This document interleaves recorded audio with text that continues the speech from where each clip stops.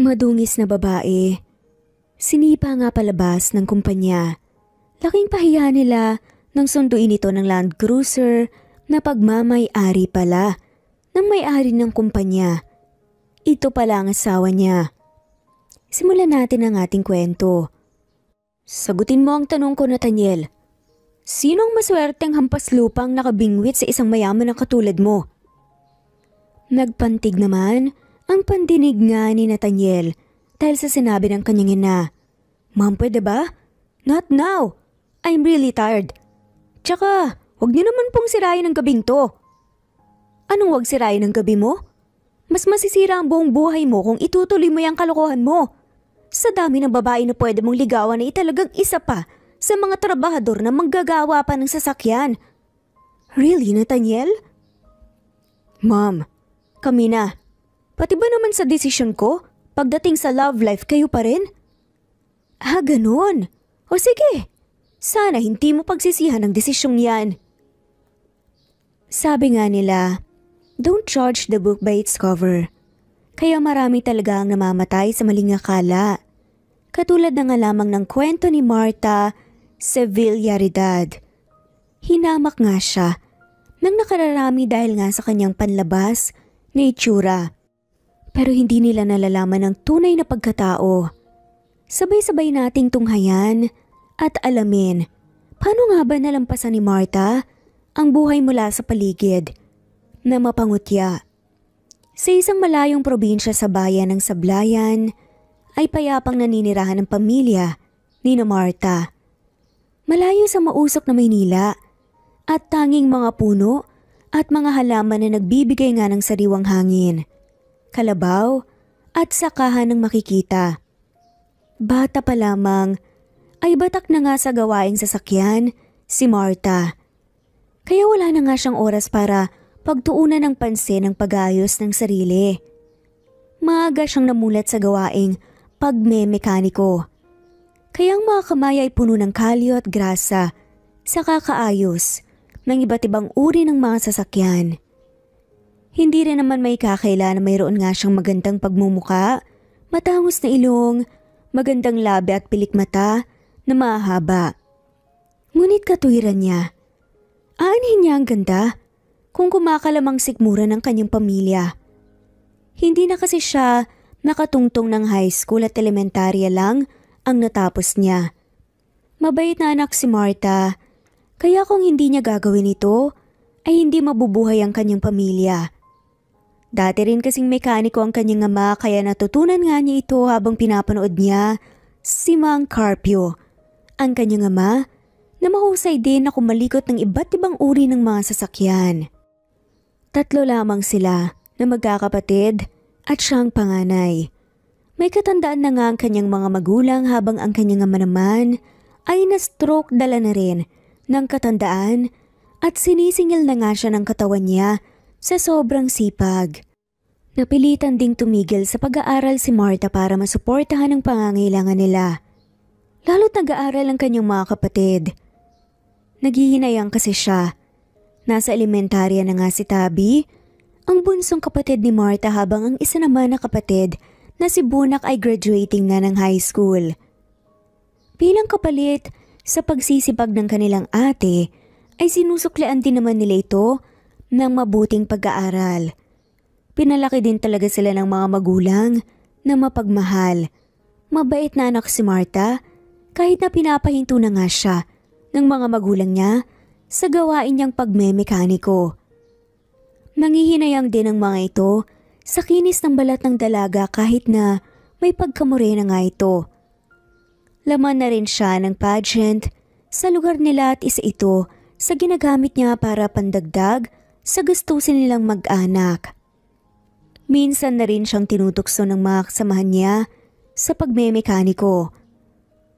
Abay Marta, ano ka ba naman? Pagkaganda-ganda mong dalaga mas mahusay pang humawak ng gulong kesa sa mga binata dito ah. Nagtawa na naman ang kanilang mga kasamahan sa birong yun ni Mang Isko. Si Marta naman ay magaling din makisama kaya nakikitawa na nga lamang din siya sa biro nito. Naku Mang Isko, Kung hindi ko po gagawin to, wala pong pangtustos sa pamilya ko. Di bali na pong magsilakihan tong mga braso ko, kakabuhat po ng gulong. At kakaayos ang mga sasakyan, ayos na ayos ho sa akin. Basta sa pamilya ko. Napailing na nga lamang si Mangis ko. Parang noong nakaraan lang nakita kitang rumarampa sa stage sa barangay ah. Ngayon balik pag may mekaniko ka naman. Bilib din naman talaga ako sa kasipagan mo no. Lahat na ata ng maaaring gawing pagkakitaan ni Marta ay pinasok na niya. Nariyan ang pagtitinda nga ng kakanin sa umaga, paglalako ng gulay kapag araw ng Sabado at Linggo. Kilala din si Marta sa kanilang barangay bilang isang mapagmahal at masipag na anak. Marami ang sumubok.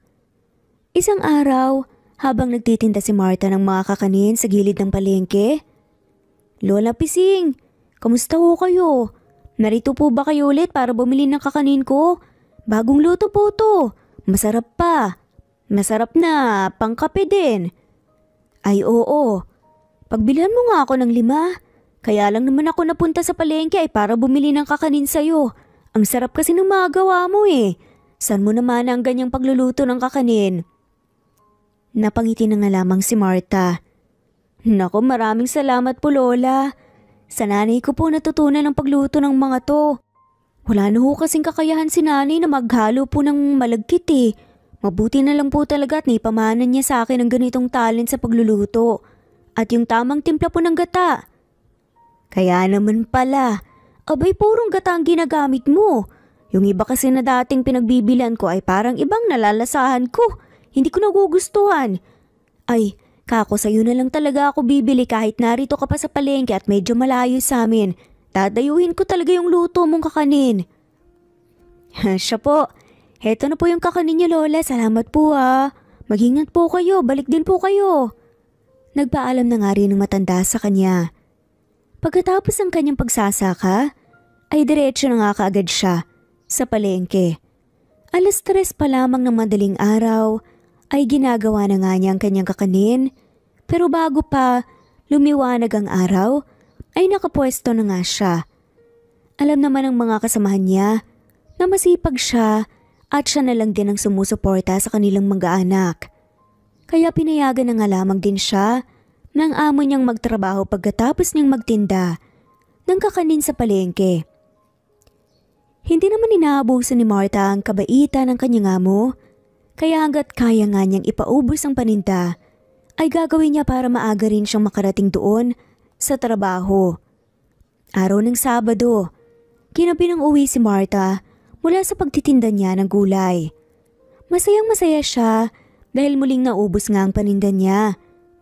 Binibilang niya pa nga paulit-ulit sa kanyang kamay kung magkanong kinita niya.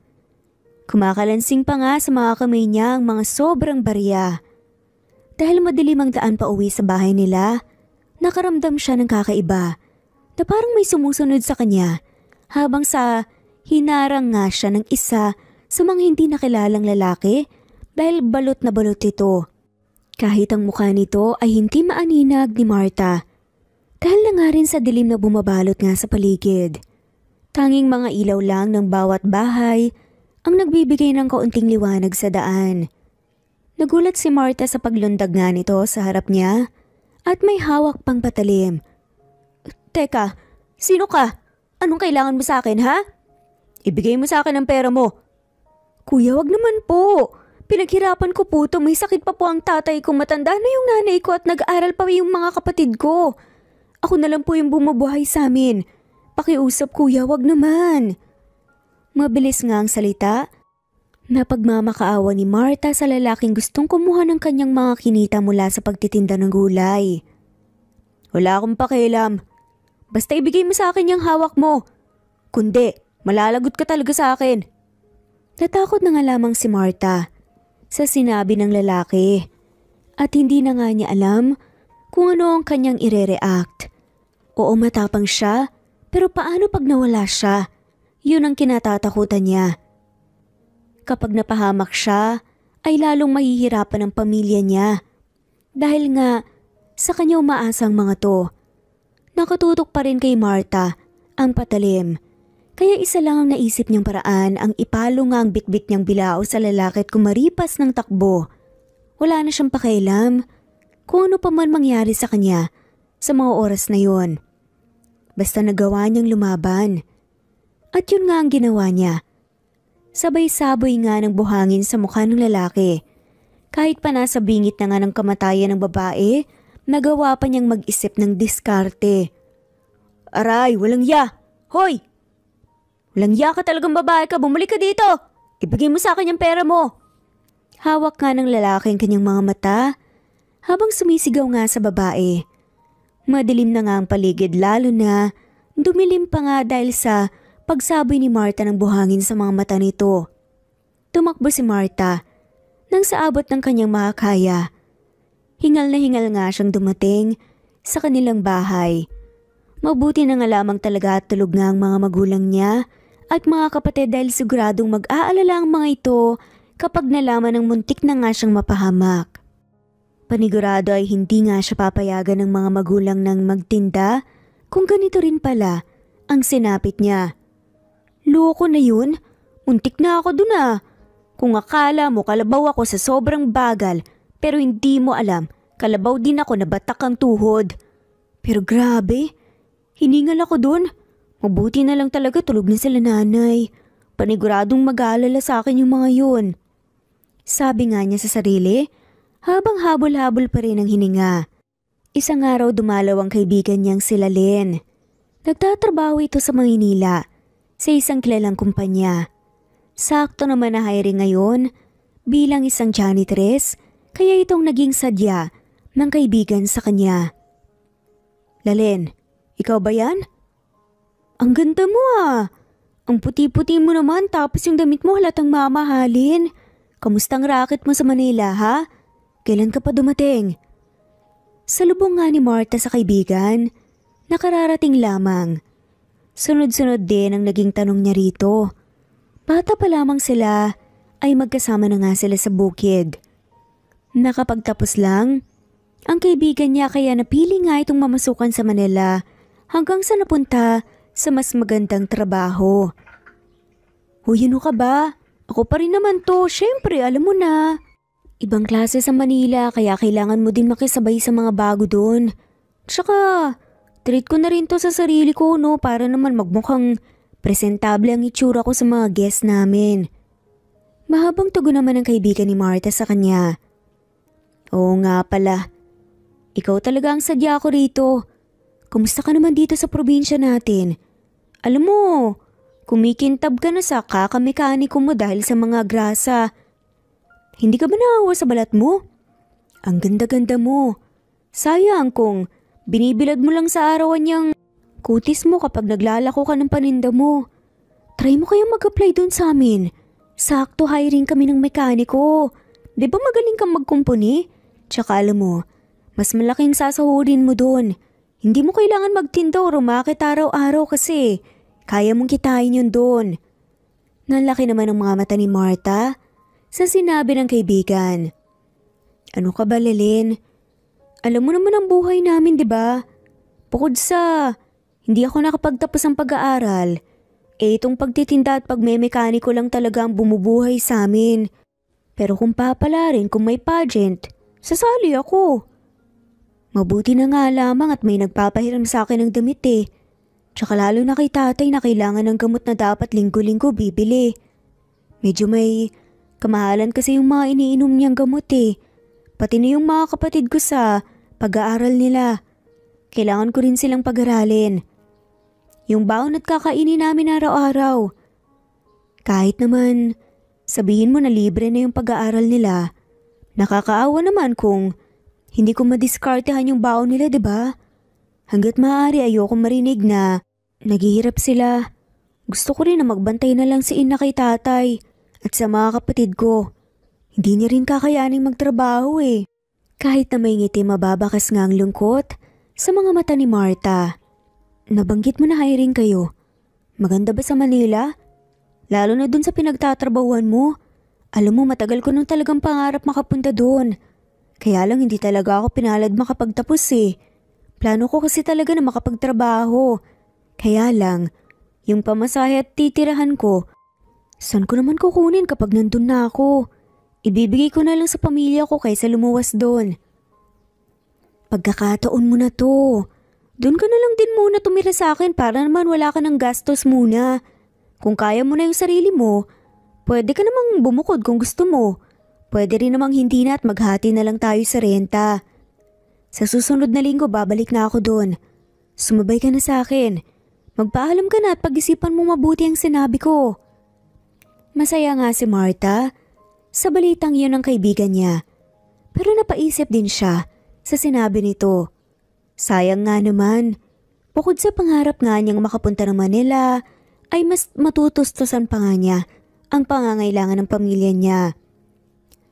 Nang matapos nga ang kanilang pag-uusap, ay napagpasya na nga lamang niya umuwi dahil inabot na nga ng gabi bago matapos nga ang kwentuhan nila Len. Pagkarating sa bahay, ay ang nanay niya kaagad ang sumalubong sa kanya at may bitbit na tabo na may nakalagay na towel at maligamgam na tubig. O anak, bakit naman gabi na? San ka ba nanggaling? Magandang gabi, Nay. Mano po, nag-usap lang po kami ng kaibigan kong si Len kasi nakauwi na po siya galing Maynila. Ay talaga ba? O kamusta naman ang batang yun? Namiss ko rin ang batang yun dito. Tsaka balita ko napakaganda ng trabaho niya dun sa Manila. Oo nga po, Nay. Tapos alam niyo ba, Nay? Ang ganda na rin po niya. I mean, mas gumanda po. Parang kailan lang magkasama kaming naglalaro sa arawan.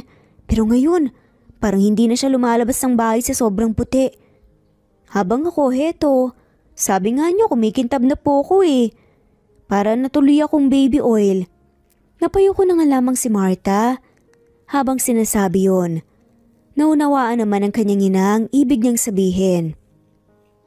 Anak, pasensya ka na Kinailangan mong huminto sa pag-aaral para sa amin. Kung napipigilan lamang talaga ang edad ayoko talagang tumanda muna sana. At matutulungan man lang kita sa mga gastusin natin dito sa bahay. Ako na lang sanang maglalako ng mga gulay at kakanin. Kaya lang, wala Walang mag-aalaga sa tatay mo at sa mga kapatid mo. Kung minsan pa nga kinakapos talaga tayo kaya kung ano-anong dahon na lang ang pinapainom ko sa tatay mo. Si nanay naman, nagawa pang magbiro. Payakap nga po ko, Nay. Niyakap nga ni Martha ang nanay niya ng sobrang higpit. Nay, wag mo na po munang isipin yun. Hanggat malakas ako, kakayanin ko po para sa inyo ni tatay at ng mga kapatid ko.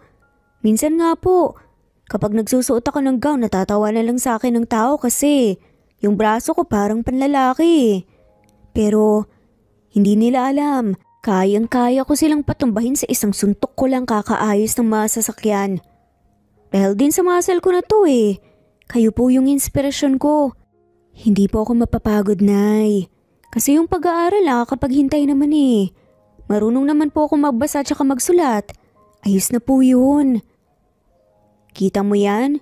Pinuna mo ako sa biro ko ikaw nagawa mo ring magbiro. Salamat na ka. Kahit mamatay ako ng paulit-ulit, ikaw pa rin talaga ang pipiliin kong maging anak. Napakabuti mo. Napakabuti ng puso mo.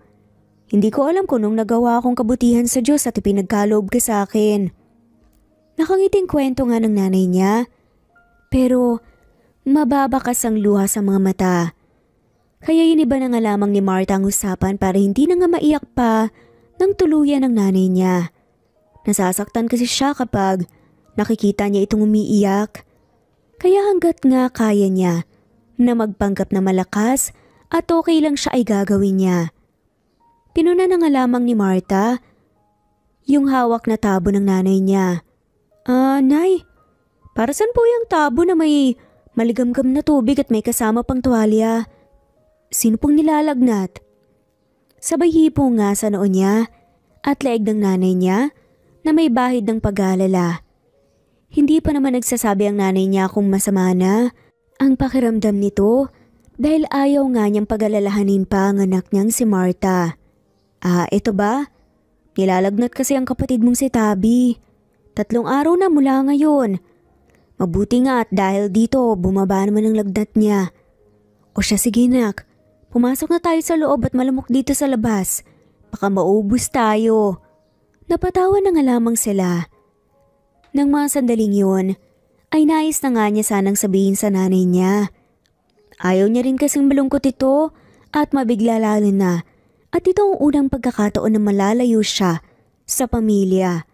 Paniguradong mahihirapan din siyang mag-adjust dahil nasanay siya na may sasalubong nga ng pamilya sa kanya kapag uuwi mula sa trabaho at pagtitinda.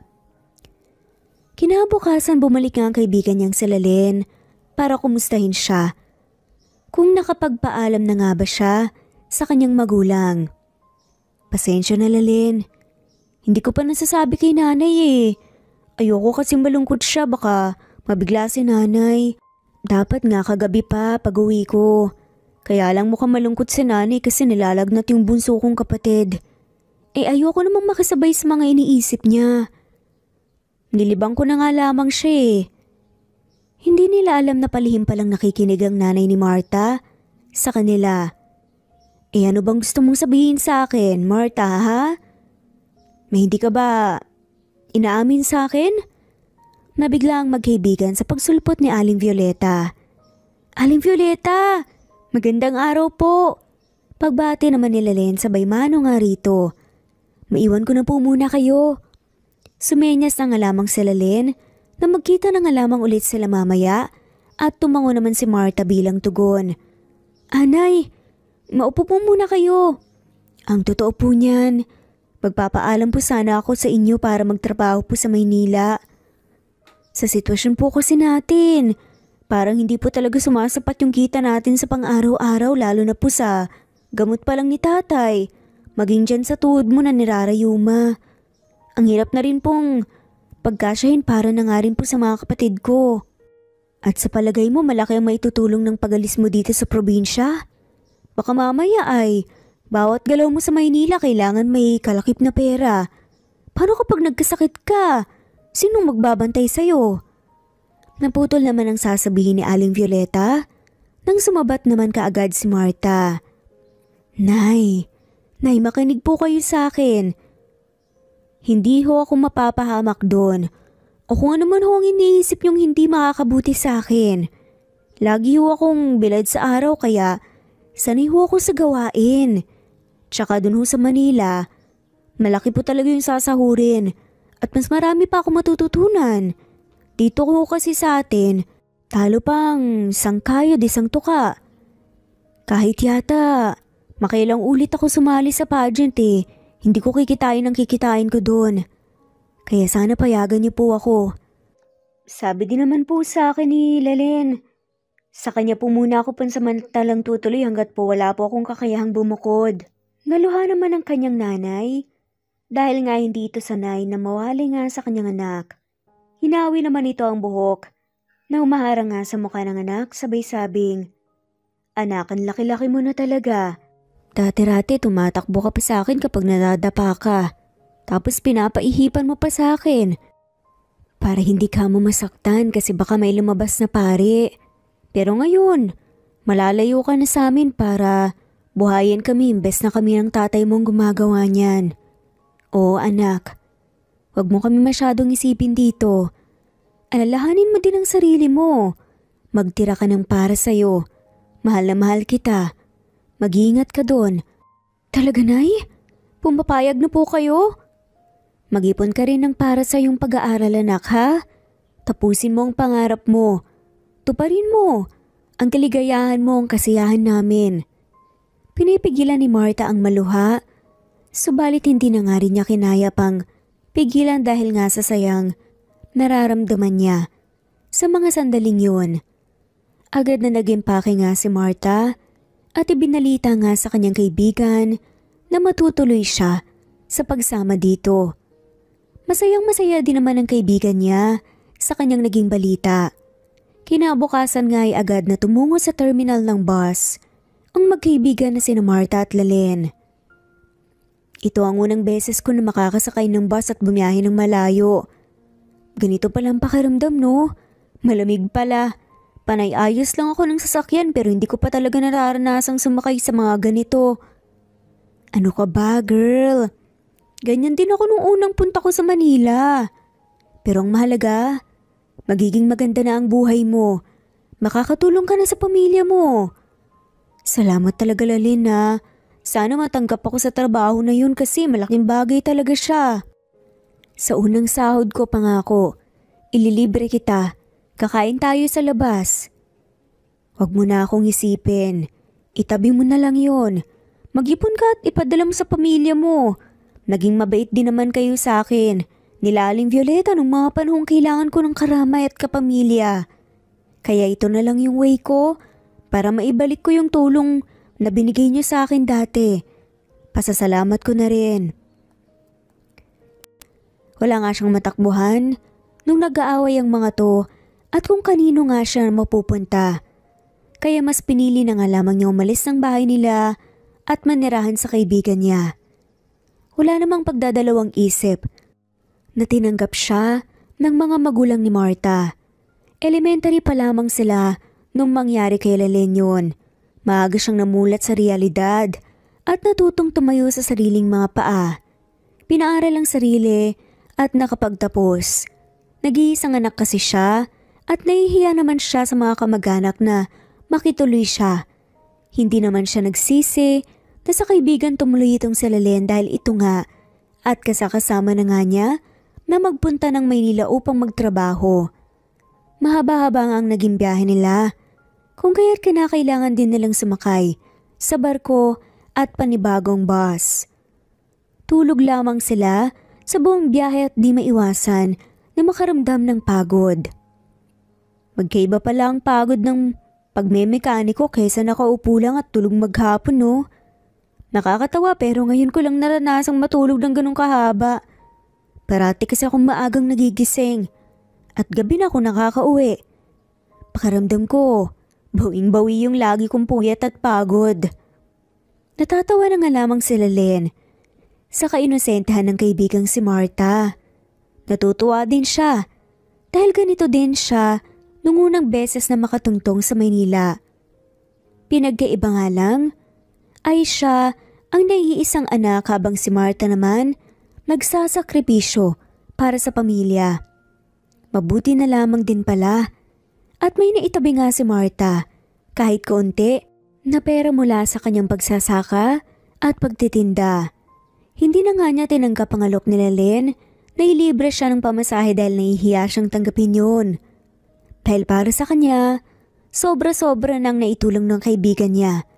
Doon pa lamang sa pagpapatuloy sa kanya nang walang bayad. Pagkaalis nila ng umaga, mula sa probinsya nila, umaga na nga rin sila nakarating ng Maynila.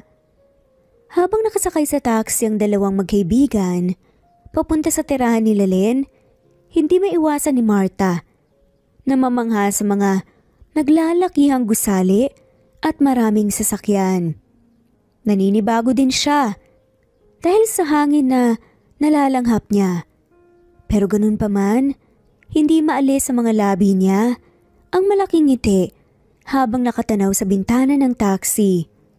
Grabe, ganito pala dito no. Halos lahat ng tao abala sa kanilang mga buhay. Ang dami ding pasyalan. Masaya naman pala dito. Siguro, araw-araw ka ding pumapasyal dito no. Napangiti si Lalyn. Hayaan mo, kapag day off natin ipapasyal kita dito. May kakainin tayo na paborito kong kainan sa tuwing nalulungkot ako. Nagliwanag ang mukha ni Marta. Talaga? Naku, nakakahiya naman. Pinatuloy mo na nga ako sa bahay mo tapos ipapasyal mo pa ako.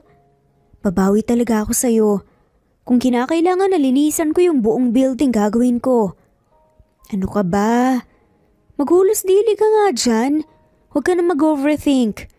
Okay lang naman sa akin eh. Hindi lang kita kaibigan. Parang kapatid na rin ang turing ko sa'yo. We're besties, remember that, okay? Nakangiting sabi pa nga nito nang nakarating na nga sila sa kondo na tinitirahan ni Lalyn. At ito ay nasa ikalimang palapag. Girl, dito ka nakatira? Grabe ang laki naman. Sa'yo ba lahat ng to? Sobrang yaman mo na ata talaga ah. Kaya hindi ako magtataka kung bakit sobrang ganda mo na din. Pati mga gamit mo magaganda din. Sobrang proud talaga ako sa iyo sa narating mo. Ano ka ba? Hindi ko tirahan lahat yan. Halika nga, sumunod ka na lang sa akin, ipapakita ko kung saan talaga ako tumutuloy. Sumunod na nga lamang siya sa kaibigan. Ipinagbukas pa nga siya ni Lele ng pinto habang si Marta ay bitbit ang mga bagahe nila. Isang bag lang ang nadala ni Marta kasi wala naman talaga siyang maayos na kasuotan dahil nadudumihan at nalalagyan lang ng grasa sa trabaho niya. Dito ako nakatira. Halika, pasok ka. Ang ganda naman ng bahay mo, Lilin. Sana balang araw magkaganto rin ako. At maparanas ko rin kanila nanay at tatay ang tumira sa ganito kaganda. Tapos, makikita mo lang yung ilaw sa buong syudad. Hindi pa rin siya makapaniwala na nakarating na nga siya ng Maynila sa wakas. Ano ka ba? Pagsikapan mo lang ng mabuti.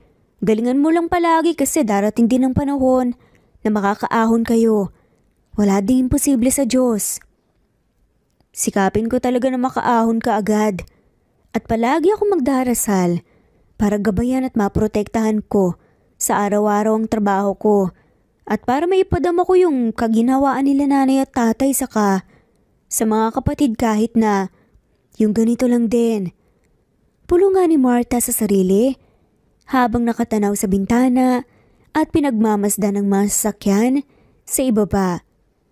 Sa isang marangyang gusali sa Manila pumasok si Marta sa opisina ng Sevillaridad Industries, isang kilalang kumpanya na gumagawa ng mga luxury vehicles.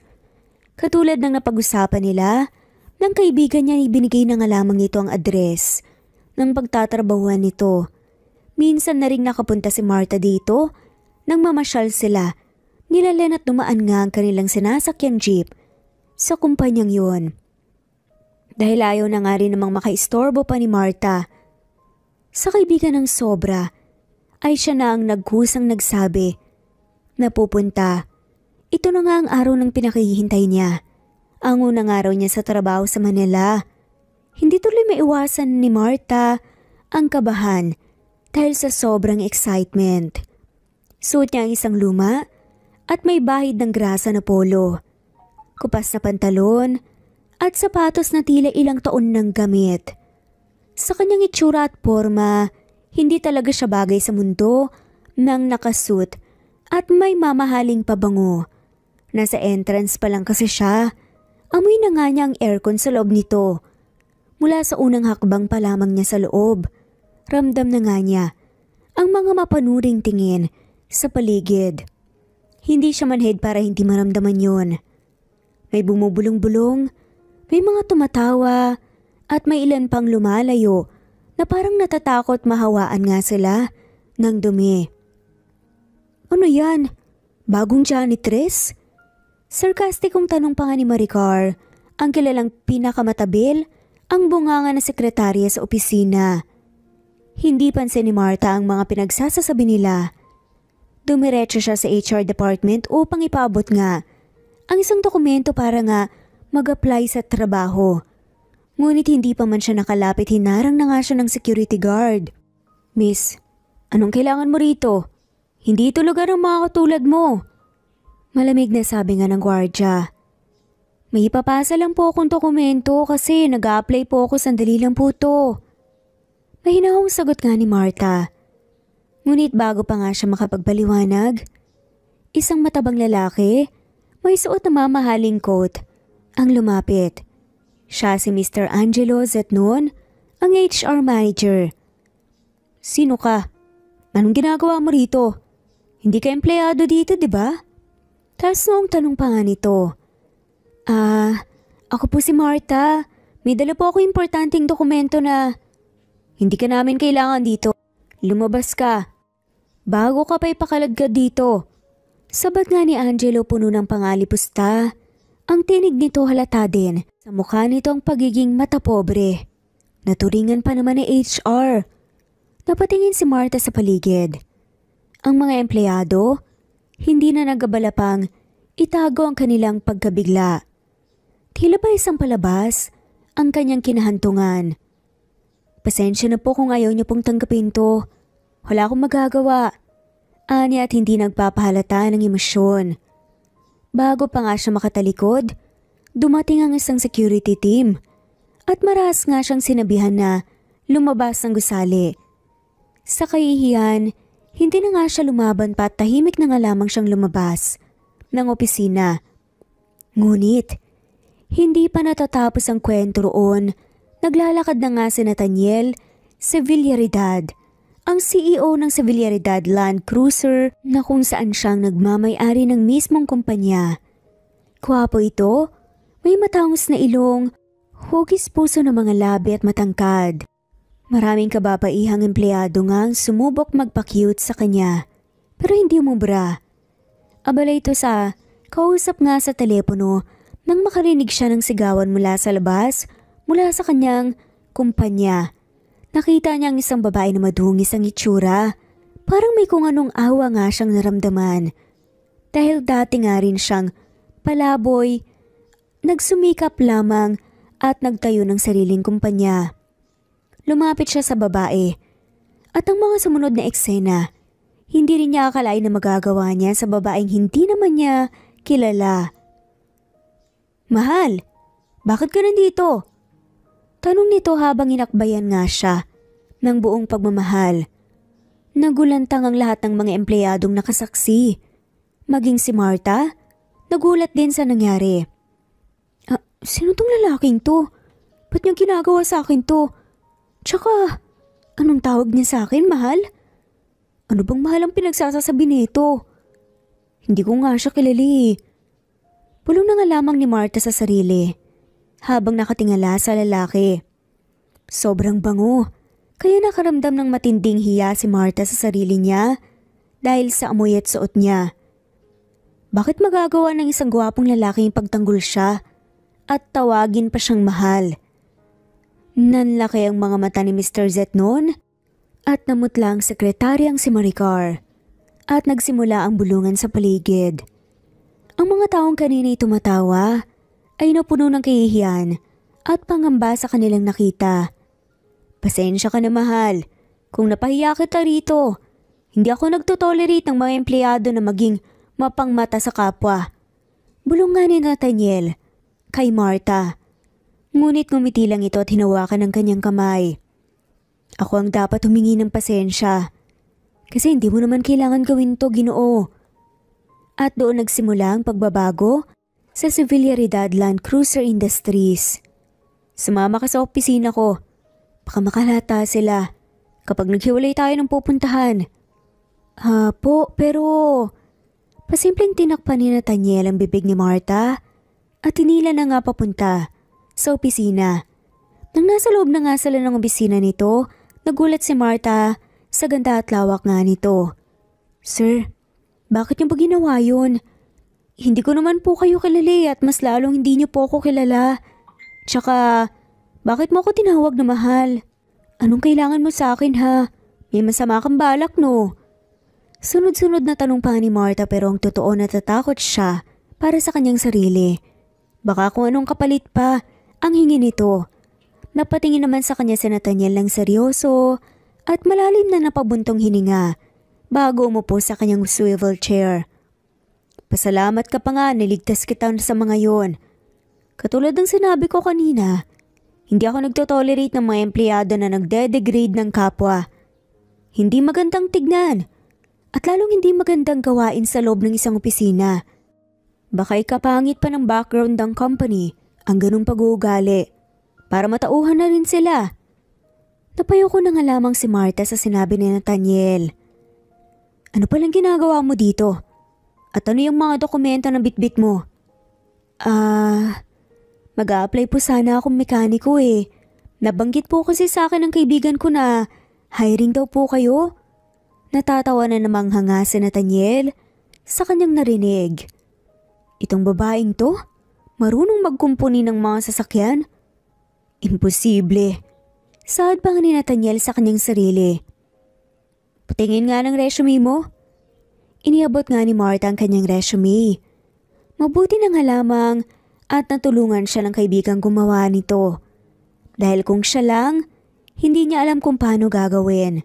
Nanlaki naman ang mata ni Nathaniel dahil nagsasabi ng totoong babae. Nakita niya rin elementary graduate ito pero mahusay magkumpuni ng mga sasakyan. Marami ding alam na pyesa ng sasakyan ng babae na lubos ngang ikinamangha ni Nathaniel. Tumingin nga ang lalaki sa babae at nakita nito na umiikot nga ang paningin nito sa buong opisina niya. Napako lang ang paningin nito sa kanya nang tawagin niya ito sa pangalan. Martha? Opo. Paano niyo po nalaman yung pangalan ko? Malamang nasa resume mo. Teka, first time mo ba sa Manila? Ang totoo po niya, no po. Nakayuko nga na sabi ni Martha. Nabanggit po kasi ng kaibigan ko na hiring daw po kayo tsaka nakakatawa naman po ay pangarap ko po talaga makapunta sa ganito at makapagtrabaho. Dati na ho ako nagme-mekaniko sa lugar namin. Kaya lang, hindi pa po sumasapat yung kinikita ko kahit maglako po ako ng kakanin at gulay. Lalo namang tumibay ang pagkamangha ni Nathaniel sa babae na walang kaarte-arte pero napakaganda. Kaya naman, sige, tanggap ka na. Bukas na bukas pagkatapos magpahinga, pwede ka nang magsimula. Iba talaga ang trabaho dito sa Maynila kumpara sa pinanggalingan mo. Kaya baka ma-culture shock ka. Talaga po, sir? Tanggap na po ako agad? Sa sobrang tuwa ay napayakap na nga lamang si Martha sa binata na ikinagulat nga nilang pareho. Naku, pasensya na po sir Nadumihan ko pa tuloy yung suot nyo. Mukha pa namang mamahalin kasi mabango. Wala yon. Sige na, umuwi ka na muna. Siya nga po pala. Paano po yung mga empleyado po ninyo? Akala po nila mag-asawa po talaga tayo. Actually, akala talaga ng mga tao dito may asawa na ako. Pero never kong pinakita sa kanila at sakto din ang sinabi ko expert pagdating sa mga sasakyan ng asawa ko. Hayaan mo silang mag-isip. Feeling ko naman ikaw talaga yung fit para maging asawa ko. Banat pa nga nito. Hindi naman alam ni Martha kung ano ang magiging reaksyon niya. Asawa? Siya pa talaga? Hindi niya alam kung sinuwerte ba siya o minalas sa nangyaring to. Salamat po sir. Patay mali siya na nga lamang nasabi niya. Hindi alam ni Martha ang sasabihin kaya itinuloy ng lalaki ang kanyang sasabihin. Nathaniel sa Villaridad, but you can call me mahal since asawa naman kita at yun ang alam ng mga empleyado dito. Ihahatid na rin kita para hindi na sila magtaka pa. Paglabas nga nila, ng opisina ay yumuyuko na ang lahat ng empleyadong nadadaanan nila. Nakasalubong naman ni Martha ang kaibigan. Oh Martha! Ano day? Kumusta? Nandito ka na pala. Kanina ka pa ba? Nakangiti nitong salubong nga sa kaibigan. Tahimik naman si Martha at hindi alam kung kakausapin pabalik ang kaibigan. Napansin din naman nila Len na nakatayo sa likuran niya si Nathaniel, ang kanilang boss at CEO ng kumpanya. Mauna na muna kami ng asawa ko, tara mahal. Lumaki naman ang mata nila Len sa narinig mula mismo sa boss niya. Ha? Paanong? Mamaya ko na lang ikukwento sa'yo pag-uwi. Sige na, mauna ka na. Naiwang nakabuka nga ang bibig nila Len ng kanyang kaibigan na si Martha at Nathaniel. Nakatulala din ito dahil sa gulat. Kinagabihan excited nga na umuwi ang kaibigang si Len dahil gusto kong makichika sa kaibigang si Martha.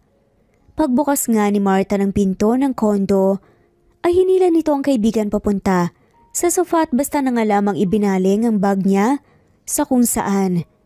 Hoy Martha, may hindi ba ako nalalaman magsabi ka nga? Sabi mo magkukwento ka. At ikinuwento na nga ni Martha ang buong pangyayari sa kaibigan habang aktibo naman itong nakikinig. So yun, kaya wag ka maingay Nahihiya pa nga ako kanina kasi ang dungis talaga ng itsura ko Tapos, hindi pa ako ganun kabanguhan. Kinabukasan nga ay pumunta na nga siya sa opisina upang simulan na nga ang trabaho. Dahil ito ang unang araw niya, nauna pa nga siyang umalis sa kaibigan. Pagpasok niya ng building, binabati siya ng mga empleyado. Nagtataka rin ng mga to kung bakit naka-uniforme nga ito ng pangmekaniko. Ba't nakasuot ng pangmekanikong uniform yung asawa ni boss? Hindi ba siya nahihiya? Oo nga eh. Hayaan mo na, hindi naman mukhang asawa ni sir eh. Uy, baka marinig na naman tayo ni boss, lagot na naman tayo. Ayokong mawala ng trabaho no. Kahit saan pa napulot yan ni sir. Well, mukha naman talaga siyang pinulot lang ng sa kung saan. Wala tayong pakialam. Tsaka hello, naalala mo? Nabanggit ni boss na may asawa siya na mahilig din sa pagkukumpuni ng sasakyan. Para namang wala sa lugar yung pagpapakilala niya. Chismisan pa nga ng mga empleyado. Hindi pa rin maiwasan ang mapanghusgang mata ng mga nagtatrabaho doon. Pero pinagsawalang bahala na nga lamang ito ni Martha. Dahil trabaho naman talaga ang pinunta niya sa Manila at hindi para magsayang ng oras makipag-away sa mga empleyado na yon. Hindi niya sasayangin ang pagkakataon, lalo't ito na nga ang simula para makatulong siya sa mga magulang. Nagulat din naman ng mga kasamahan ni Martha. Kaya, Ma'am, ano pong ginagawa niyo dito? Baka po magalit si sir niyan kapag nalaman po nilang nandito po kayo sa magrasang lugar. Sabi nga ng isang manggagawa. Okay lang naman sa kanya. Wala pong kaso sa akin. Hindi ba nabanggit niya na mahilig talaga akong magkumpuni ng sasakyan? Kaya kami nagtayo ng business na ganito kasi pareho kami ng hilig. Kaya huwag kayong mahihiya. Kaya ko namang makipagsabayan sa gawain niyo eh. Huwag niyo ako masyadong alalahanin. Sada nga lamang ni Martha. Kaya naman pagsapit ng tanghali, o lunch break na muna, sabi ng pinaka-head ng mechanical department. Ma'am, sasabay po kayo sa amin kumain? Baka po sumakit ang tiyan niyo sa kinakain namin eh. Kuya, okay lang, walang problema. Gusto ko rin na maranasan yung nararanasan niyo dito. Gusto kong maramdaman na makasama kayo. Masaya naman pala eh. Napakamot na nga lamang ito sa batok habang naiiling na nga lamang and at the same time, namamangha sa kanilang nakikita. Ngayon lang kasi sila nagkaroon ng kasamahang babae at asawa pa ng boss nila. Wala man lamang kaarte-arte sa katawan. Nagpatuloy nga ang trabaho ni Martha at wala na siyang naririnig pang kahit na ano mula sa mga kasamahan. Nagagawa niya na nga ring magpadala sa kanyang ina at nagpatayo ito doon ng sari-sari store sa kanilang probinsya na kahit papaano ay nasusuportahan ang pag-aaral ng mga kapatid niya. Tumagal nga rin si Martha sa trabahong yun, pero hindi na rin nagtaka pa ang mga kasamahan niya kahit araw-araw nga niyang nakakasamang mga to. Minsan din ay inaayang nga siyang mananghalian ni Nathaniel para hindi rin magduda ang mga to. Pumupunta ito sa opisina ng binata kapag pinapatawag siya. Wala na rin naman siyang magagawa pa dahil boss niya ito. Bilang kapalit na nga rin sa kabutihang ginawa nito nung unang araw nga niya sa kumpanya. Lingid sa kalaman ng babae, palihim pa nga lamang nagkakaroon ng nararamdaman ng lalaki para sa kanya. Nung una ay paghanga lamang hanggang sa lumalim na ngayon ng lumalim. Nabibilib kasi ito sa determinasyon ng babae hanggang isang araw. Sir, di ba parang sumusobra na yung ginagawa niya sa akin? Martha, ang totoo kasi niyan. Gusto sana kitang ligawan. Napaubo na nga lamang si Martha sa diretsahang paghami ng boss niya. Sir, paano mo naman po nasabi? Tsaka sa dinami-dami ng mga mas deserving, bakit ako pa? Ang dami kayong babaeng nagkakagusto sa'yo dito sa opisina. Mga sexy, magaganda. Mukhang model. Bakit hindi na lang po sila? Sa gitna ng ubo ay tugon nga ni Martha sa kanyang boss. Wala naman talagang sa plano na magustuhan kita eh. Natutuwa lang ako kasi masipag ka pero Ewan ko ba? Hindi ko may paliwanag. Teka, maganda ka rin naman ah. Sexy ka rin naman at higit sa lahat, hindi ka maarte. Mula kasi nang malaman ko yung istorya ng buhay mo, lalo ako namangha sa dignidad mo. Kababae mong tao pero handa kang magsakripisyo para sa pamilya mo. Kaya kita nagustuhan kasi hindi ka lang magaling at masipag sa ginagawa mo. Mapagmahal na anak at kapatid ka rin. Namula naman si Martha sa sinabi ng binata. Ikwento na kasi ng dalaga ang buhay niya sa probinsya. Kung paano nga siya mamuhay araw-araw para nga gastusan ang pamilya. Kalaunan ay pumayag na nga rin si Martha na manligaw si Nathaniel sa kanya. Ang alam ng mga empleyado ay mag-asawa sila pero hindi rin nila nalalaman na nagliligawan pa lamang yung dalawa. Akala ni Martha ay nakaalis na nga siya sa kalbaryo ng mapanghusgang mga mata. Ngunit nalaman ito ng magulang ni Nathaniel. Ayaw na ayaw ng mga to sa babae dahil madungis nga ito, walang-wala sa buhay kumpara sa buhay nila na marangya. Sabay nga na umuwi sina Martha at Nathaniel na lagi rin naman nilang ginagawa.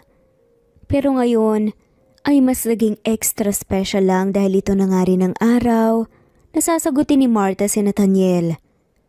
Habang nasa loob nga sila ng sasakyan ng binata ay panay ang sulyap ni Martha sa orasan niya. Inaabangan niya kung malapit na ba siya sa apartment niya. Bumukod na rin kasi siya sa kaibigan niya. Total, may kakayanan na rin naman siya ng magpansariling gastusin at para hindi na rin makaabala pa sa oras ng kaibigan niya kahit okay lang naman dito na magkasama sila. Pero dahil mapilit nga si Martha, wala nang nagawa pa nga ang kaibigan. Nakabawi na nga rin siya dito bilang pasasalamat sa kabutihang naidulot sa kanya nito. Dahil sa sobra-sobra din ang naitulong nito sa kanya. Kundi dahil dito ay baka hanggang ngayon pinagkakasya niya ang oras niya sa pagmemekaniko at paglalako ng kakanin at gulay. Nang makarating na nga silang dalawa sa apartment ng dalaga, ay may sinabi nga ito sa binata bago nga siya bumaba ng sasakyan. Salamat sa paghatid mo ah. Palabas na nga sana siya nang sasakyan ng muli nga siyang bumalik para sabihin kay Nathaniel ang importanteng bagay. Oo nga pala, tandaan mo tong araw na to ah. Ha? Bakit? Anong araw ba ngayon? Sabay tingin ni Nathaniel sa cellphone niya. May 13 ngayon. Thursday. Ano bang meron? Takang tanong pa nga nito. Kasi ito yung araw na anniversary natin. Huwag mong kakalimutan. Sabay kindat nga ni Martha at sarado pa rin ang pinto ng kotse at pumasok na nga sa kanyang apartment. Hindi na nga nagkaroon pa ng pagkakataon na magsalita si Nathaniel dahil maging shy na bigla na nga rin sa sinabi nga ng dalaga. Teka sandali lang. Hindi na nga siya pinakinggan pa ng dalaga dahil nagtuloy-tuloy ito na pumasok sa loob ng bahay. Talang malaking ngiti ay nagmaneho nga pa uwi si Nathaniel. Hindi man lamang nakaramdam ng ngalay ang panga niya. Hindi pa rin siya makapaniwala sa kanyang narinig mula sa dalaga. Nang makarating nga ang binata sa kanilang bahay ay ang kanyang ina ang sumalubong sa kanya habang ang isang baso ng wine ay hawak. Sisipol-sipol pa nga siyang lumabas ng sasakyan at pumasok nga sa kanilang bahay. Ano tong naririnig ko na may nililigawan ka? And worse, pinakilala mo pa to bilang asawa mo. Hindi ka pa talaga nangingilabot sa pinagagagawa mo, Nathaniel? Masungit na tanong pa nga nito. Mom, ba't kising pa po kayo? Nasaan po si Dad? Tanong pa nga niya bago dumiretso. Sagutin mo ang tanong ko, Nathaniel. Sino ang maswerteng hampas lupa na nakabingwit sa isang mayaman na katulad mo? Nagpanting naman ang tenga nga ni Nathaniel dahil sa sinabi ng kanyang ina. Mom, pwede ba? Not now. I'm really tired. Tsaka, wag niyo naman pong sirain ang gabing to. Anong wag sirain ang gabing to? Mas masisira ang buhay mo kung itutuloy mo yung kalokohan mo. Sa dinami-rami naman ng babae na pwede mong ligawan ay talagang isa pa sa mga trabahador mo na gumagawa ng sasakyan. Ano? Mekaniko? Really, Nathaniel? Ma'am, kami na. Pati ba naman sa desisyon ko sa pagdating sa love life kayo pa rin? Ah, ganun. O sige, sana hindi mo pagsisihan ang desisyong yan. Kinabukasan nga ay pumunta ang mommy ni Nathan sa kanyang kumpanya at agad na dumiretso sa mechanical department kung saan nagtatrabaho ang ngayon ay girlfriend nga ni Nathaniel. Yumuko ang kasamahan ni Martha sa babaeng bagong dating na ipinagtaka naman niya kaya agad din siyang yumuko upang magbigay galang. Umalis na muna kayo. Maliban sa'yo, maiwan ka dito. Seryosong saad nga nito. Ako po? Sabay turo naman ni Martha sa sarili. Naiwan nga silang dalawa doon. At habang nililibot nga ang mom ni Nathan, ay kunwari itong nag-check ng mga sasakyan. Bakit nyo nga po pala ako pinaiwan? May ipapagawa po ba kayo ipapaayos? Magalang naman na tanong ni Martha. Balita ko magaling ka daw sa pag-ayos ng mga sasakyan. Mahusay. Maraming salamat po. Mahinahon naman na sabi pa nga ni Martha sa ginang. Martha, tama ba? Opo. Kinakabahan na nga si Martha. Hindi ba ako nabanggit ni Nathan sa'yo? Umiling si Martha. Hindi po pasensya na po. Sino ba tong babaeng to tsaka bakit niya ako kilala? Pero si itsura at postura parang marangya talaga siya. Bulong pa nga ni Martha sa isip. Napakunot noo ang ina ni Nathaniel. Ako lang naman ang mommy ng boyfriend mo. May diin na pagkakasabi pa nga nito. Saan ka ba napulot ng anak ko? At bakit baliw na baliw siya sa'yo ha? Balita ko isa ka ring hampas lupa. Malamang, gusto mo lamang gamitin ang yaman ng anak ko para magkaroon ka ng kayamanan. Para makaahon sa hirap, tama? Kunwari maghahanap buhay pero iba na pala ang pakay. Nakatingin ito kay Martha habang nakataas ang kilay at sinasabi ang mga katagang yun sa harap ni Martha. Meron naman po siyang nabanggit pero hindi ko po inaasahan na kayo po yun. Pwes, ngayon alam mo na. Ayan bang itinuro sa'yo ng mga magulang mo? Ang gumamit ng tao para makaahon sa buhay? Napakawalang kwentang mga magulang. Nagpanting naman ang tenga ni Martha. Mawalang galang lang po Maliitin niyo na po ako pero wag niyo lang pong sanang idamay ang magulang at pamilya ko. Akalain mo yun, bastos ka rin pala. Saan ka ba galing na lupalop ha? Alam mo iha, hanggat maaga pa umalis ka na sa buhay ng anak ko. Dahil kung hindi, gagawin kong miserable ang buhay mo at sisiguraduhin kong anak ko mismo ang magpapalayas sa'yo sa kumpanyang to. Is it clear? Nanigas na nga lamang si Martha sa kanyang kinatatayuan at umalis na ang ginang. Pagkaraan ng ilang araw ay naging malamig nga ang pakikitungo niya kay Nathan. Nahalata naman ito ng binata, kaya nagtaka siya. Mahal, okay ka lang ba? Okay lang ba tayo? May sakit ka ba? Ano bang iniisip mo? Ilang araw ka ng ganyan? Wala to mahal. Huwag mo nang pansinin, pagod lang to. Kung gusto mong magpahinga ka na muna, kahit mga isang linggo o kung gusto mo isang buwan para matutukan mo yung sarili mo. Nathan, wala nga to, okay lang ako, okay? Sigurado ka Basta, magsasabi ka lang kung nahihirapan ka na. Pwede naman kitang pagpahingahin Nathan, what if hindi talaga tayo? Tanong nga bigla ni Martha. Napatigil naman si Nathan sa kanyang ginagawa dahil nga sa sinabing yun ng dalaga. Ano bang sinasabi mo? Walang ganon. Hindi na nga lamang kumibo si Martha at doon ay nagsimula na nga siyang mag-isip. Hindi ako pinalaki ng magulang ko para umasa sa ibang tao. Hindi ako papayag na lagi na lang ako minamaliit ng kung sino. Nagdesisyon si Martha na umalis ng kumpanya ng walang paalam. Tutal ay nakapag-ipon na siya, kaya naisipan niyang magsimula ng sariling negosyo na may kinalaman din sa pagmemekaniko. At makalipas nga ang ilang taong pagsisikap ay sumakses ang kanyang negosyo. Kilala na rin ang kanyang negosyo hindi lamang sa Pilipinas, maging sa ilang bahagi ng ibang bansa. Hindi niya ito basta nakamit lang. Pinagpuyatan at pinaghirapan niya ang bagay na yon para makarating at matupad ang pangarap niyang negosyo.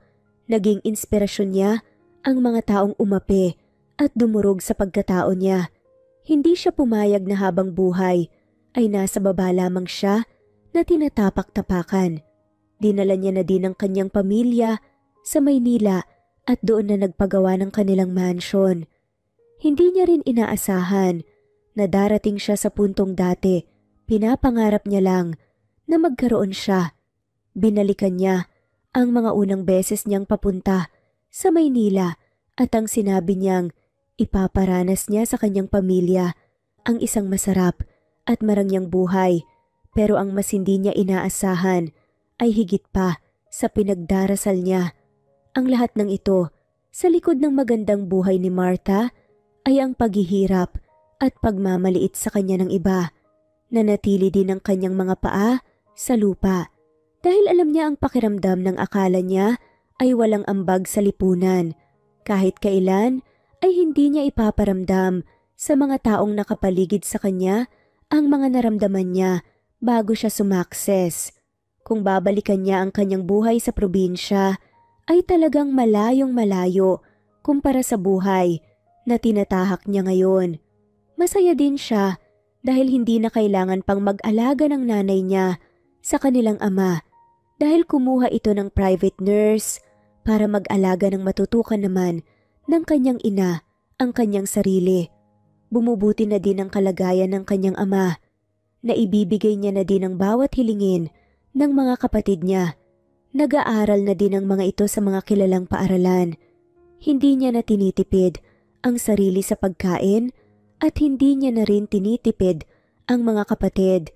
Ang mas nakakatuwa kay Martha ay hindi rin siya nagtitipid sa pagbibigay ng tulong sa ibang tao na nangangailangan, lalo na sa mga taong may mataas na pangarap na gaya niya. Marami siyang natutulungan. Meron na din siyang mga scholar at yung iba ay napagtapos niya pa. Pero sa kabila ng kanyang tagumpay ay ang pagmamahal niya kay Nathan na kailanman ay hindi niya nakakalimutan. Mahal na mahal niya ang kanyang dating kasintahan at hindi niya ginusto na maiwan ito ng walang paalam. Kaya naisip niyang bumalik. Wala siyang pakialam kung anong naghihintay sa kanya sa kanyang pagbabalik sa kumpanya nito.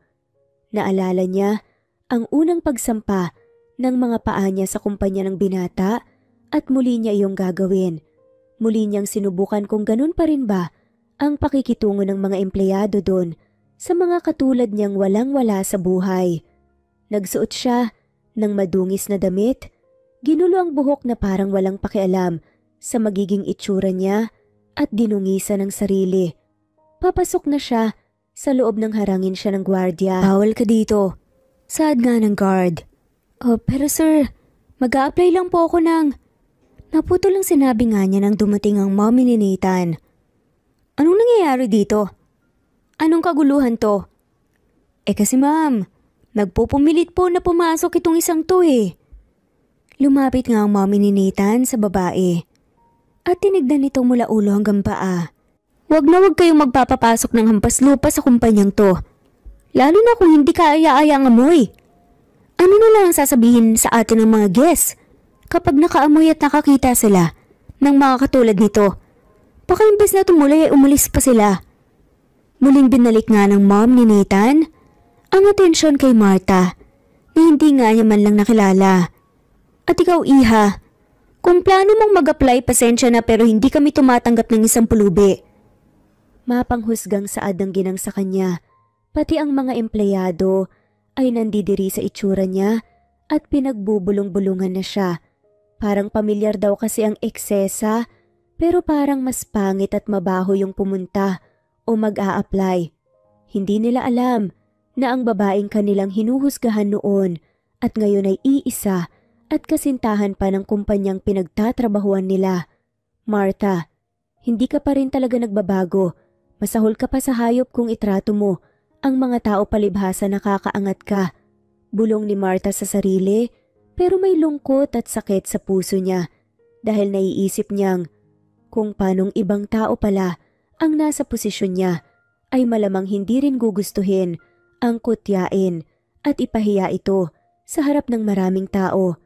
Paalis na sana siya nang biglang may isang marangyang sasakyan ang tumigil sa harap ng nasabing kumpanya.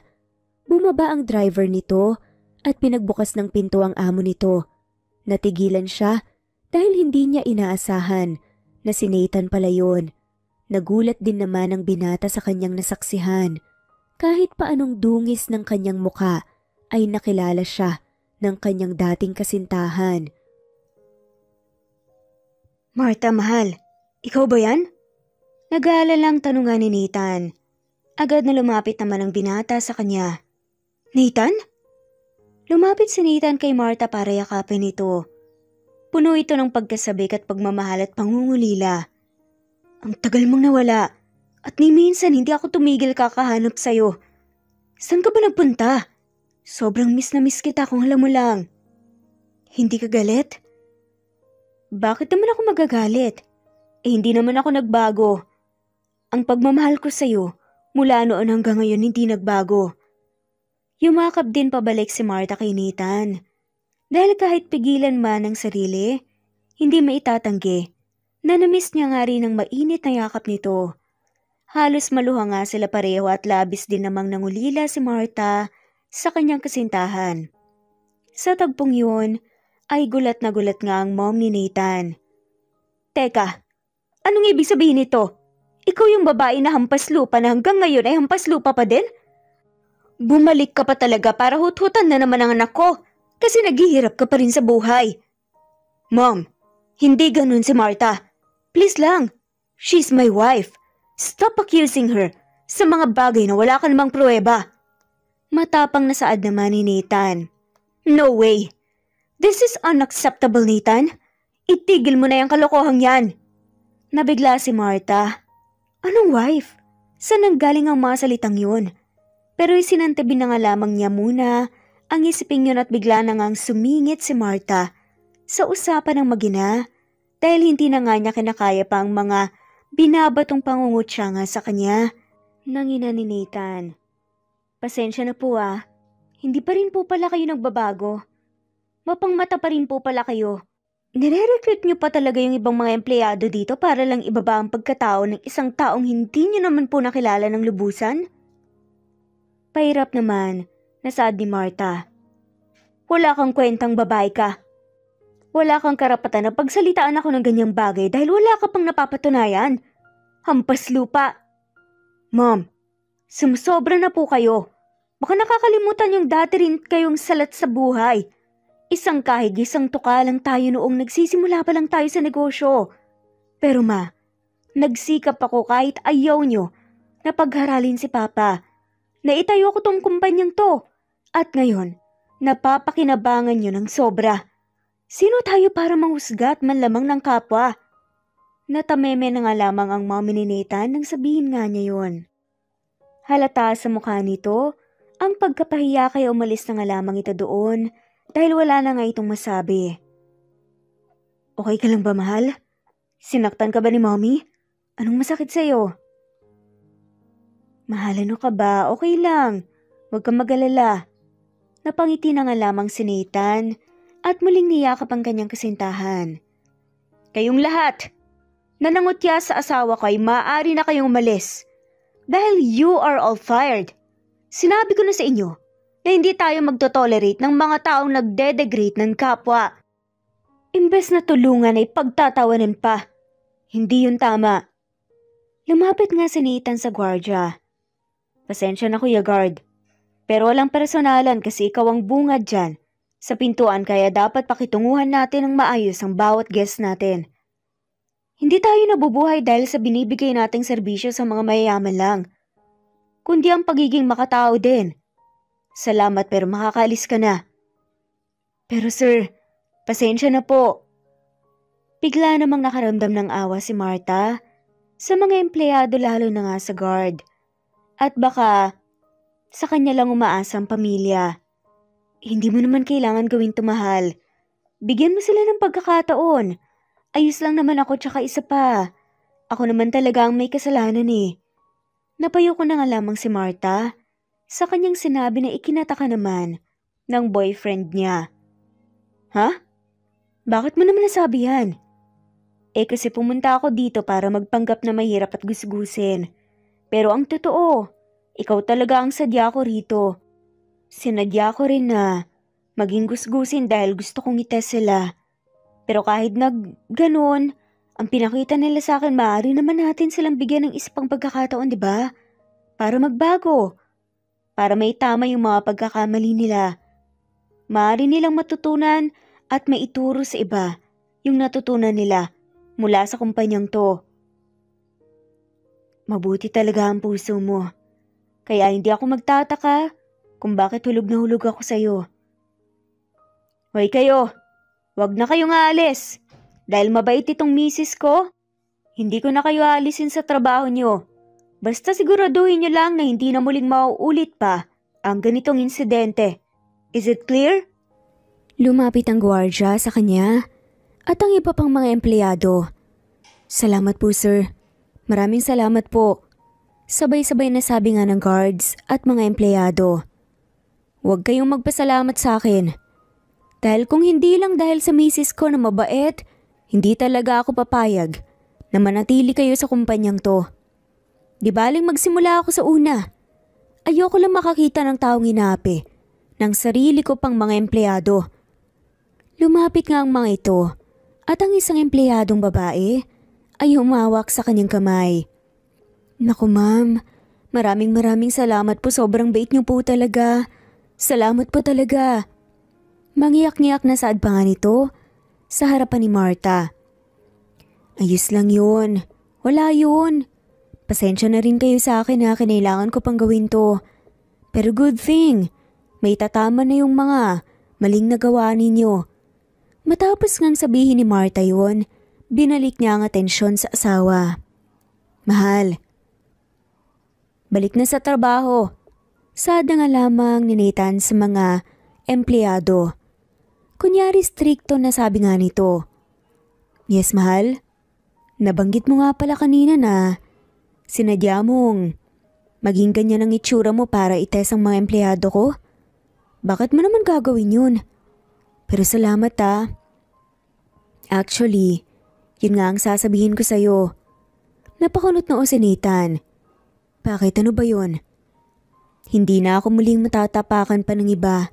At the same time, makakatulong na ako sa kapwa ko. Ha? Bakit? May nangyari ba? May sarili na kasi akong... Wait.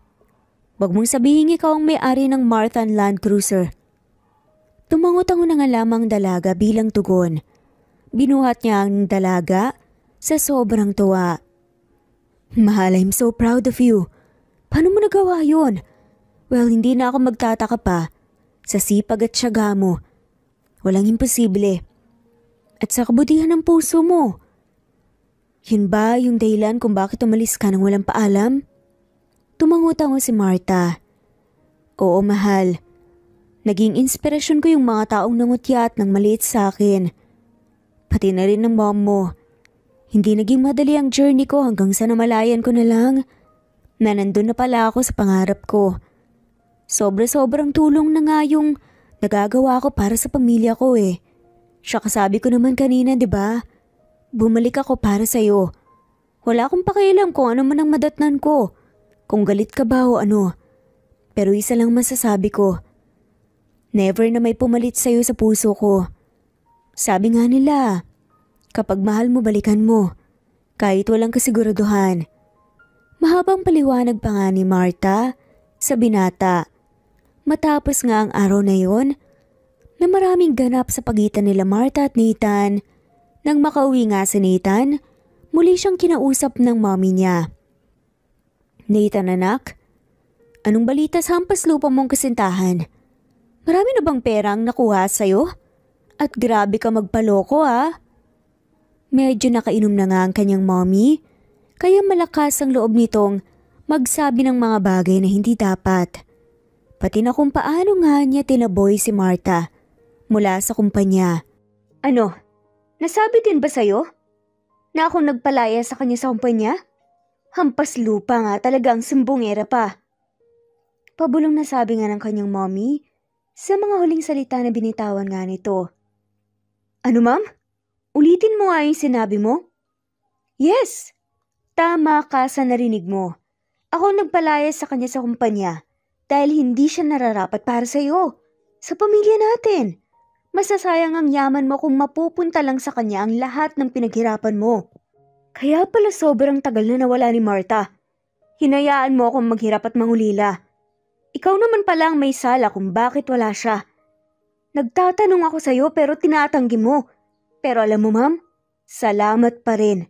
Salamat dahil ginawa mo yun. Kita naman ang pagtataka sa mukha ng kanyang ina.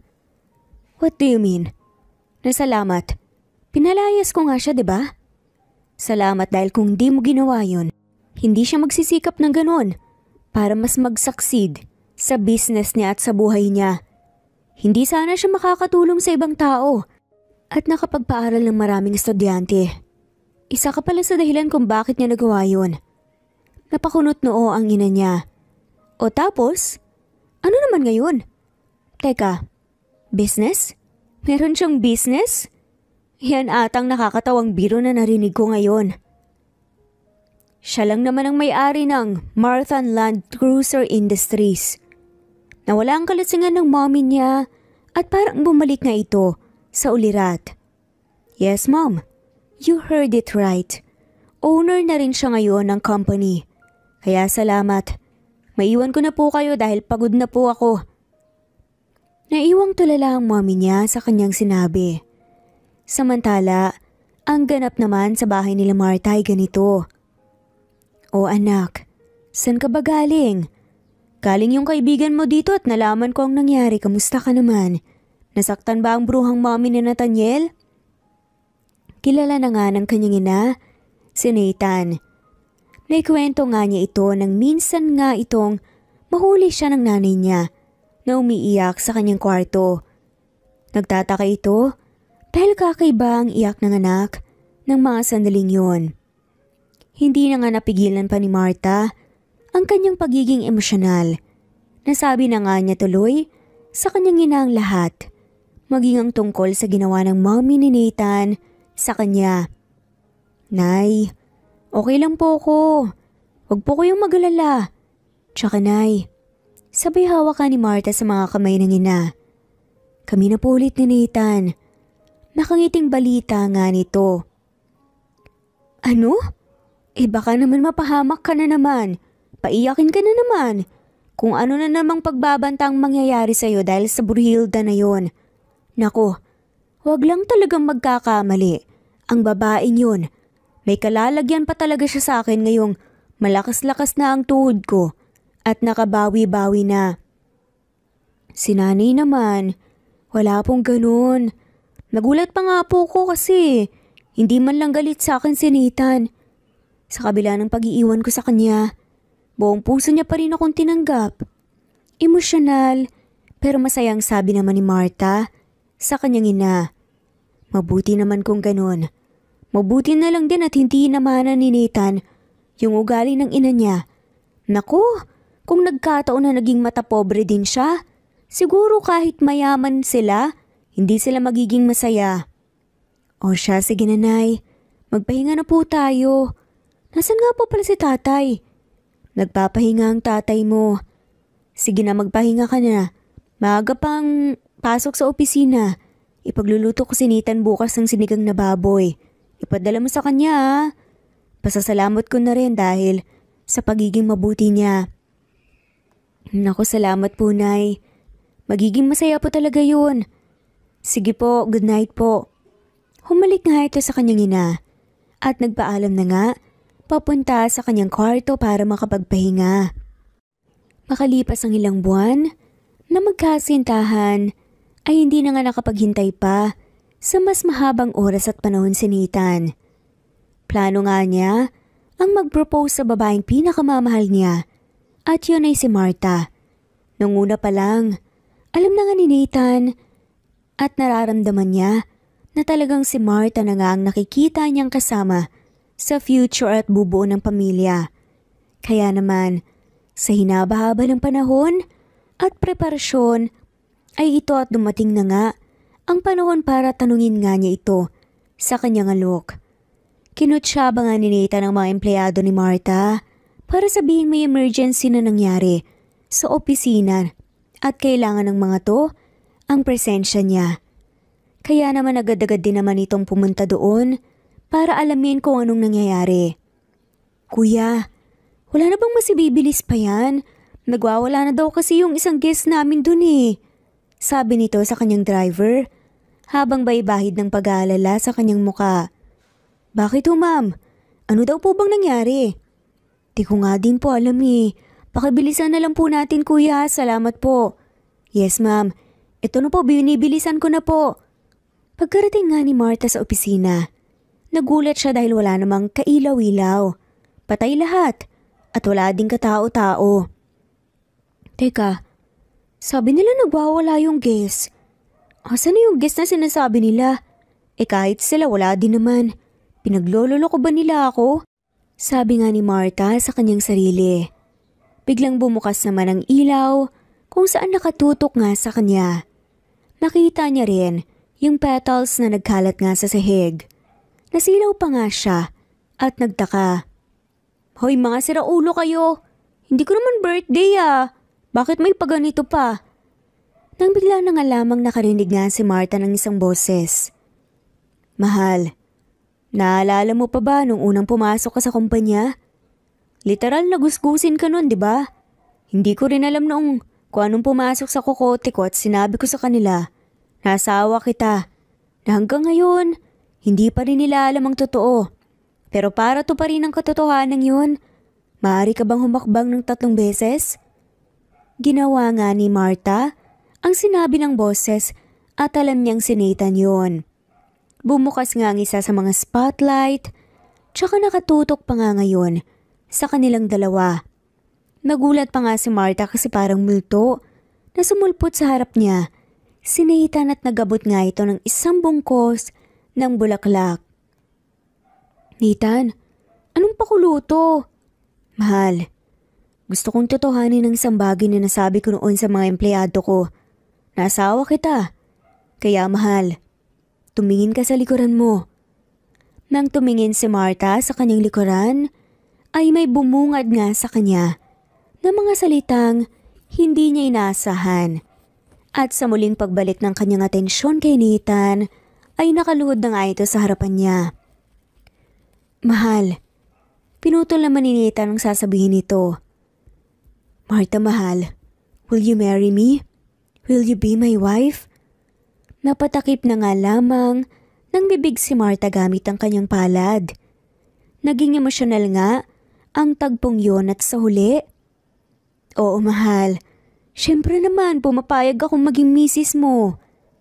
Hindi naman maipinta ang saya sa mukha ni Nathan at isinuot na nga niya ang singsing sa fiancé niya. Yumakap nga siya sa dalaga at hinalikan nito.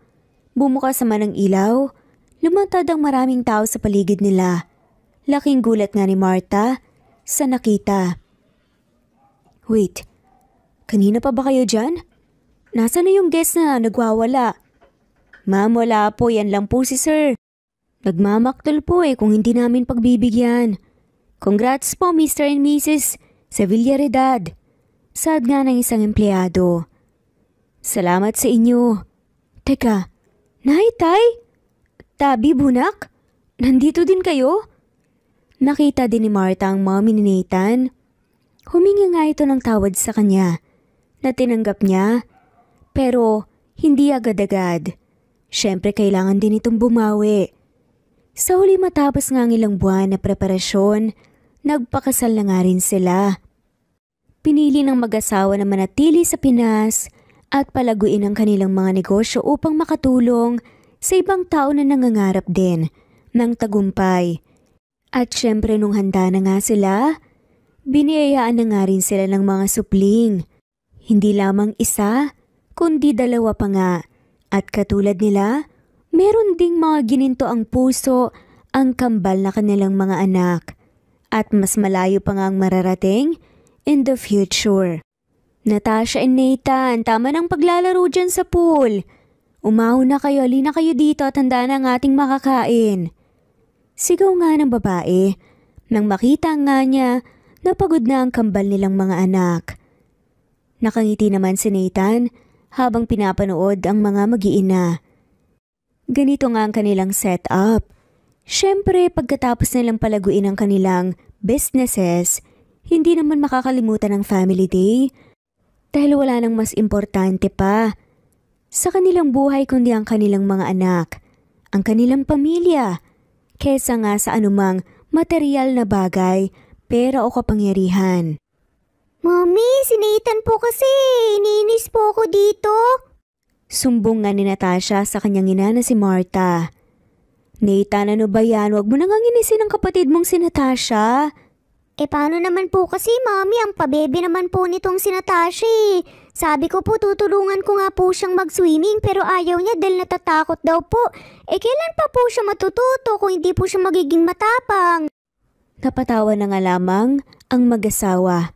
Matatalino rin kasi ang kanilang mga anak. Nagsalita na nga sa wakas si Nathaniel. O wag kayong mag-alala. Akong tutulong sa inyo mamaya, tuturuan ko kayo at babantayan. Kaya Natasha, wag ka nang matakot. Opo, Daddy, salamat po. Pag kayo pong magtuturo sa akin, di po talaga ako matatakot. Pero pag itong si Nathan, nako, baka po mamaya bigla pa akong asarin nito, tilublob sa tubig.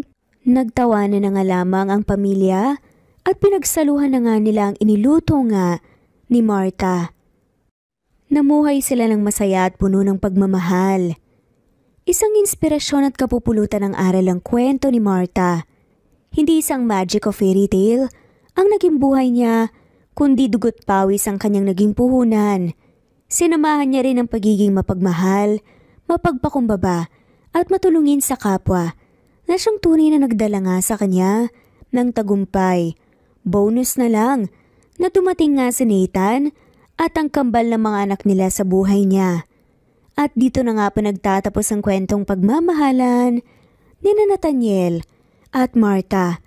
Maraming salamat po sa lahat ng mawalang sawang sumusubaybay at shoutout po sa mga sumusunod.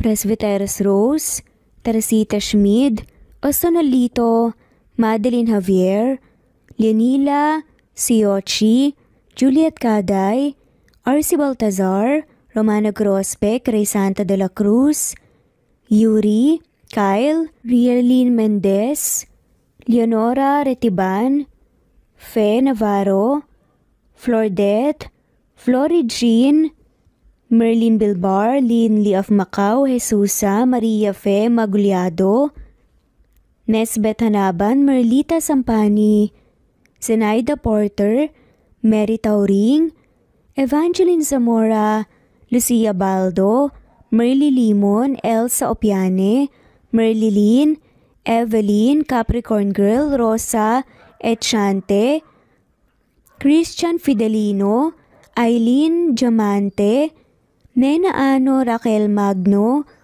Dina Mayol, Lerma Calvento, Carmencita Falcon, Esther Cubeta, Anita Leo Cadyo, Mirasol Lorenzo, Eva Judy Masilang, Jessica Vargas, Rosemary Vasquez Nesbet, Rebecca Tezuka, Esmeralda Molina, Amparo Hufana, Epifania de Ocares, Senen Orzame, Alexa Calona, Elvi Candontol, Richel Solonio, Annie Hoson, Maria Uy, Mariel Imelda Forteza, Zenaida, Lynn Lee, Rubico Razon Riera, Geraldine De Jesus, Nori, Sam Kate Klein, Vivian, Ramon Maravilla, Nino Regidor, Marilu Gulmatico, Flor Cabrera, Salito Bulawan,